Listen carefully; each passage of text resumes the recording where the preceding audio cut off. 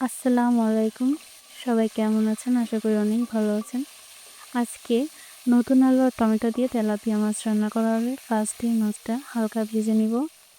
এরপর সব বাটা মশলা একসাথে দিয়ে দিব। আমি মশলাটা একসাথে বাটছি এইজন্য আলাদা করে দেখাতে পারলাম না। এখানে আছে পেঁয়াজ, রসুন, আদা, জিরে। তারপর হলুদ আর লবণ দিয়ে মশলাটা কষালাম। ভালো করে কষাবো যাতে কাঁচা গন্ধটা না আসে। তারপর কাঁচামরিচ দিয়ে দিব। বেশি সময় ধরে কষাবো।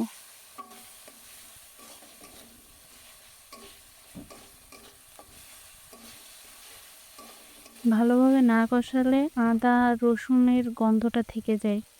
তারপর দিয়ে দেব আলু।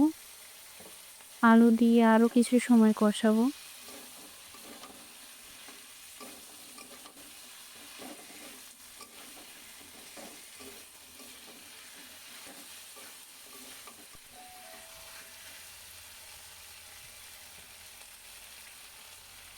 এবার হালকা একটু পানি দিয়ে দেব।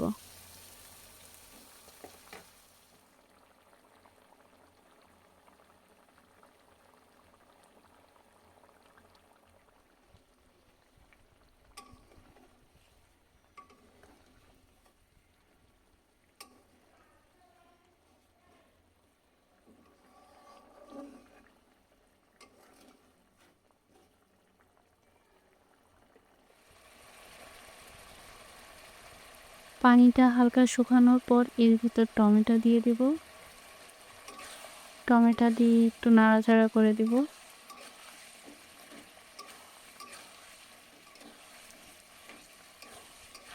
এই পানিটা আর একটু শুকালে এর ভিতর দিয়ে দেব ঝোলের পানি।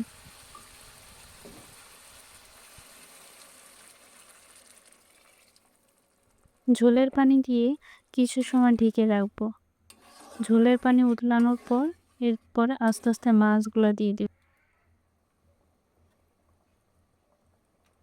সুন্দর করে মাছগুলা সাজিয়ে দিয়ে দিব। মাছগুলা দেওয়ার পর ঢেকে দিব।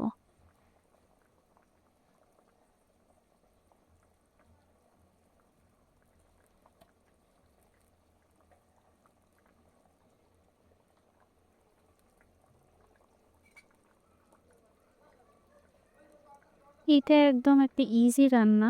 এই রান্নাটা করতে গেলে বেশি টাইম লাগে না। এই যে আমার রান্না অলমোস্ট শেষ।